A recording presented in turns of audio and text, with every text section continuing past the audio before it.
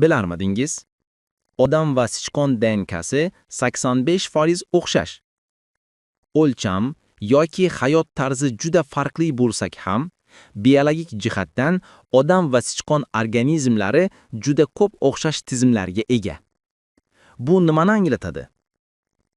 Har ikkala organizmda yurak, jigar, miya, buyrak, qon aylanishi, immun tizimi kabi asosiy organlar va tizimlar mavjud. DNK bu organizmni qurish qo'llanmasi. Sichqon va odam DNKlaridagi ko'plab genlar bir xil vazifani bajaradi. Masalan, hujayra bo'linishi, immun himoya, modda almashinuvi va hokazo. Shu o'xshashlik tufayli tibbiyot olimlari yangi dori yoki davolash usullarini avval sichqonlarda sinab ko'rishadi.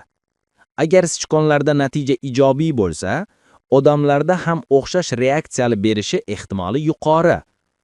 Qisqa qilib aytganda, sichqon bilan odam genetikasi o'xshash bo'lgani uchun, uning ustida o'rganilgan kasalliklar va dorilar bizga ham foydali bo'lishi mumkin.